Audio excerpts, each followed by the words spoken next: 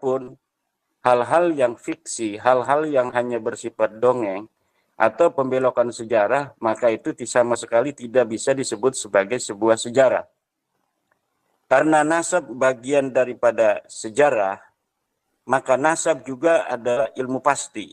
Itu saya setuju sampai di sana apa yang dikatakan oleh Ba'lawi Husain tadi, bahwa nasab adalah ilmu pasti. Oleh karena itu, tadi dia juga mengatakan bahwa nasab tidak bisa diisbat oleh mimpi. Apalagi dapat nasabnya itu dari mimpi. Ini sesuai dengan Dia akan mendapatkan laknatnya Allah, malaikat dan semua manusia. Dan tidak akan sedikit pun diterima ibadahnya, baik ibadah yang wajib ataupun ibadah yang sunnah. Kenapa? Karena dia menasabkan diri kepada bukan orang tuanya. Contohnya nih. Contoh, bukan keturunannya Gajah Mada, tapi ngaku keturunan Gajah Mada. Masuk ini, bisa kena ini.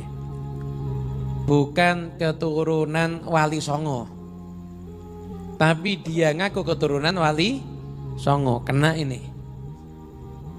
Kenapa? Karena dia menasabkan diri kepada yang bukan ayahnya.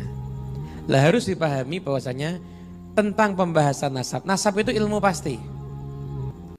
Saya ke Kiai Imad. Kiai Imad kurang lebihnya bisa menangkap ya Imad ya tentang poin-poin yang dijelaskan oleh Habib Muhammad Husain tersebut. Bagaimana ya Imad? Ya, saya bisa menangkap beberapa poin dari apa yang telah disampaikan oleh Ba'lawi ini. Ba'lawi Husain ya namanya. Bahwa yang pertama titik poin adalah tentang nasab itu adalah ilmu pasti. Yang kedua bahwa background dari apa yang telah disampaikan oleh Ba'lawi ini adalah bahwa ada orang yang mengaku bernasab kepada Sunan Giri.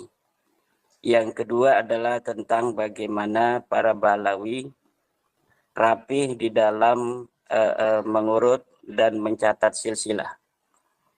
Jadi dari apa yang telah disampaikan oleh Ba'lawi tadi, kita dapat menarik sebuah kesimpulan.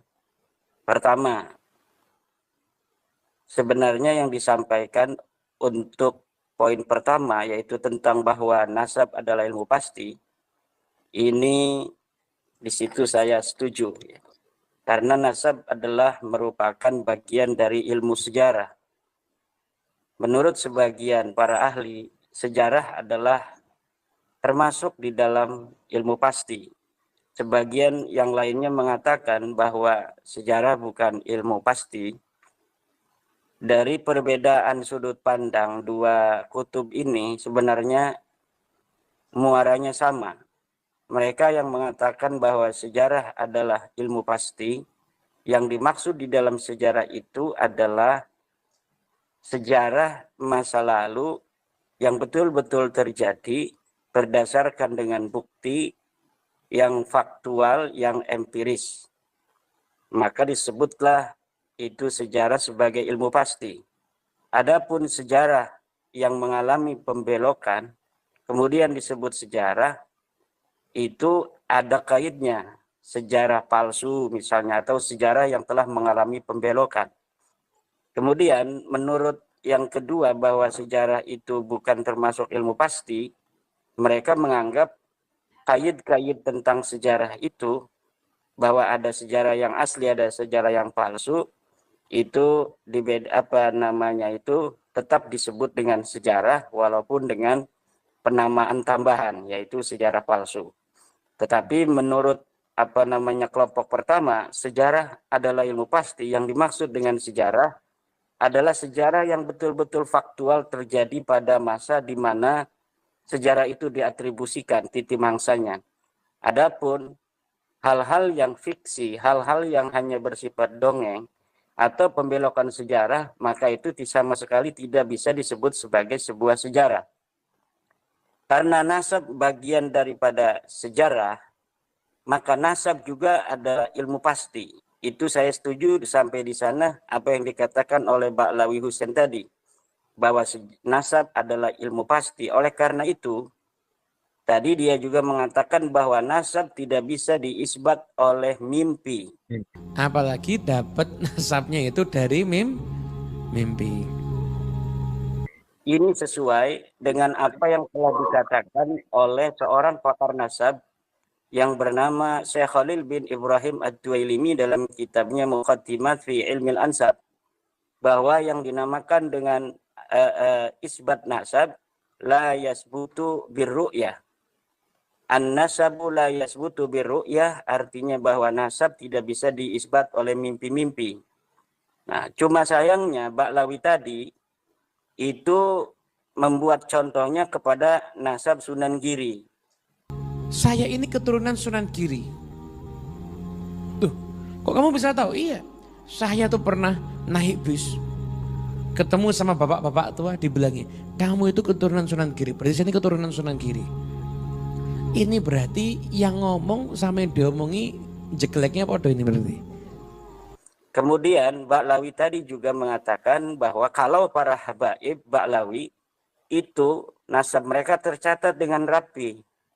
Bahkan ada seorang nasabah dari Ba'lawi yang mampu untuk menghafal dengan catatan yang rapi seluruh Ba'lawi yang ada di Indonesia dan Malaysia. Di kalangan para habaib, nasab ini dijaga. Ada orang-orang tertentu yang memang berkhidmat untuk mengurus nasab. Dan ada namanya pohon nasab. Dulu tuh generasi terdahulu, mungkin sekitar 60 tahun, 70 tahun yang lalu, ada namanya Habib Ali bin Ja'far As-Segaf. Beliau ini Masya Allah, itu beliau insya Allah nasabnya habaib se-Indonesia dan Malaysia punya semuanya beliau. Dibuat pohon begitu. Jadi orang ngaku-ngaku langsung ketahuan, ada enggak di pohon? Enggak ada. Berarti bukan. Punya semuanya beliau ini. Betul, Masya Allah, khidmat kepada urusan nasab luar biasa. Ini ada falasi di sana yang disampaikan oleh Ba'lawi tadi. Ya, sebenarnya apa yang telah disampaikan oleh Ba'lawi tadi itu membentur kepada nasab Ba'lawi sendiri. Di mana nasab Ba'lawi ini pada permulaan abad 9 itu persis seperti apa yang dikatakan oleh Ba'lawi tadi, bahwa nasab Ba'lawi sama sekali tidak dapat ditemukan referensinya sebelum pengakuan Ali bin Abu Bakar As-Sakran di tahun 895 Hijriah. Kemudian di dalam kitab Al-Burqatul Musiqah banyak sekali riwayat. Salah satunya adalah riwayat bagaimana katanya seseorang bermimpi. Kemudian dalam mimpinya itu Rasulullah datang dan menitipkan Ba'lawi sebagai titipan keturunan dari Rasulullah.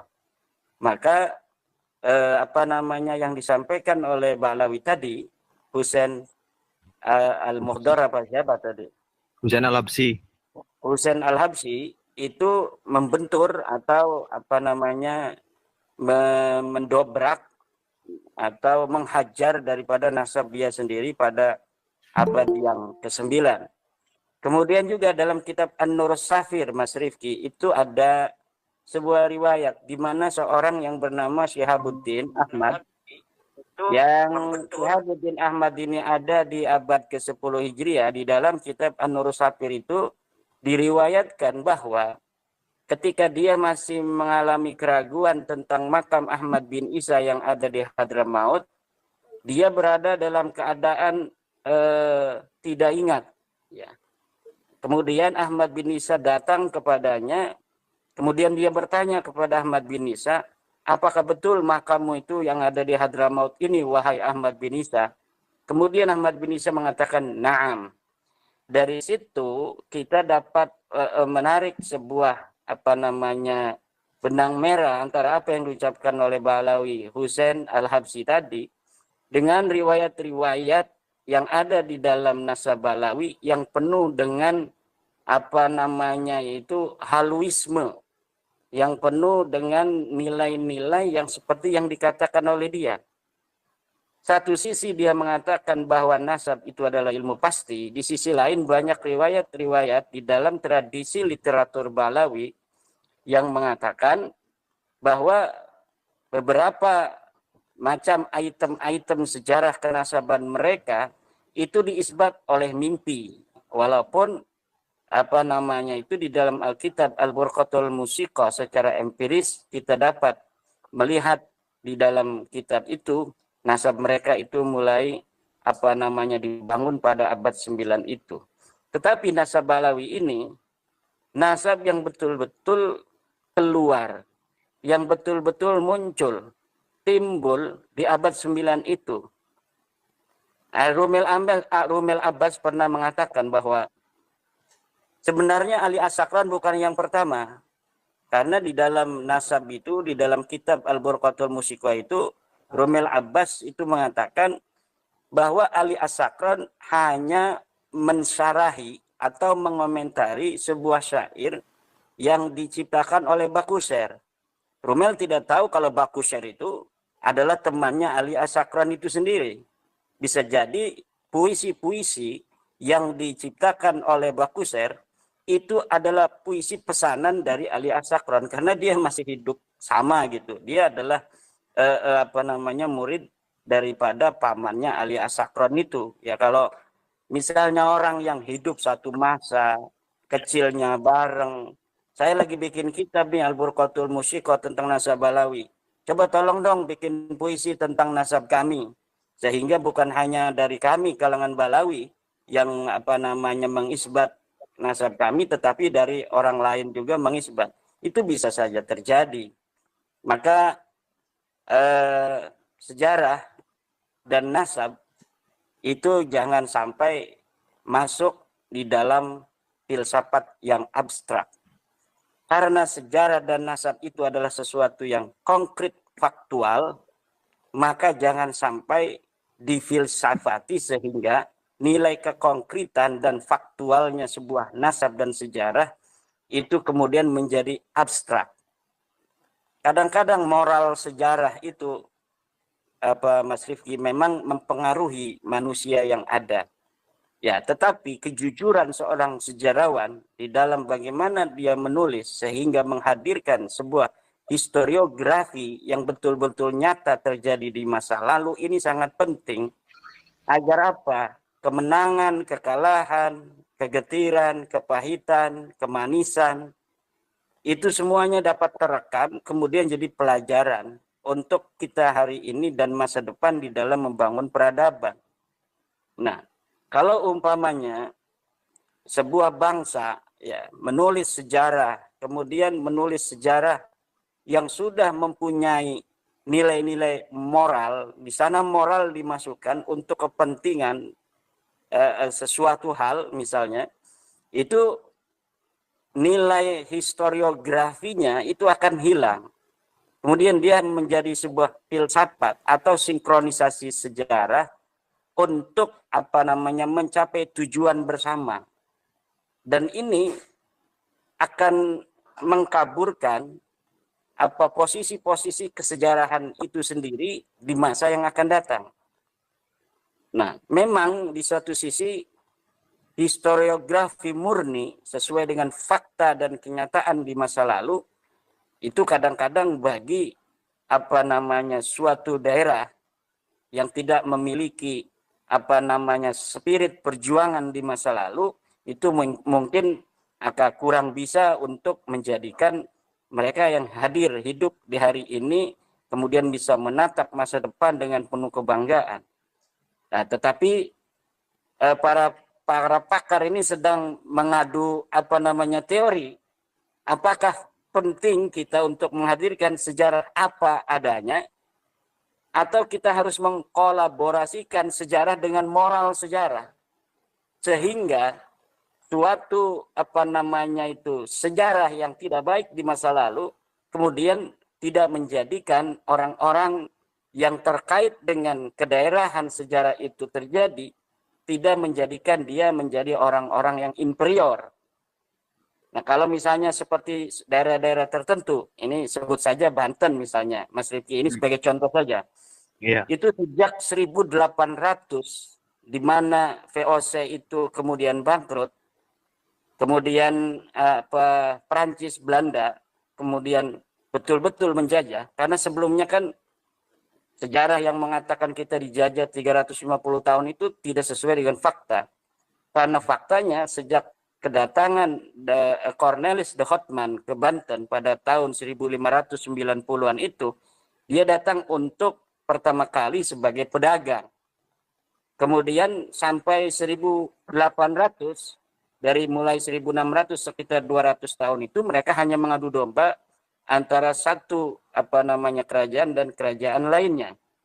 Nah, kemudian kerajaan Banten yang telah dikuasai secara ekonomi sejak 1682 sampai 1800, kemudian betul-betul dihancurkan oleh Prancis Belanda itu pada 1808. Sejak itu masyarakat Banten itu berontak karena dia telah merasa betul-betul dijajah. Maka baru beberapa tahun sejak keruntuhan daripada Kesultanan Banten 1808 dia diruntuhkan dengan perang dari Sultan Aliuddin yang memenggal kepala seorang Belanda yang bernama Peter de Puy.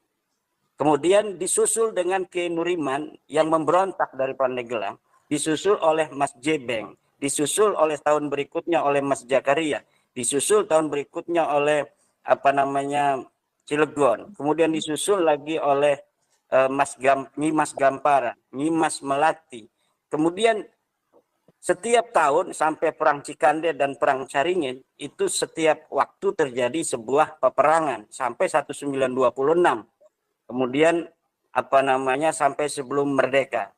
Maka moral sejarah masyarakat Banten yang anti penjajahan itu kemudian mengkristal sampai sekarang bahwa kita anti kepada penjajahan. Dan yang nilai-nilai seperti itu, sejarah yang secara faktual memang betul-betul terjadi di masa lalu, apabila kesejarahan itu kemudian dicatat apa adanya, itu tidak menjadi masalah, bahkan akan menjadi spirit yang sangat kuat bagi masyarakat untuk dia itu muncul sebagai manusia-manusia merdeka, manusia-manusia yang ingin menjadi manusia yang tidak ada dalam kendali orang lain. Tetapi kalau semacam Ba'lawi, ini kita sebenarnya mau ngomong Ba'lawi. Alhamdulillah ini sudah ada Kiai Haji Dr. Ubaidillah Tamam Al-Mutamakin.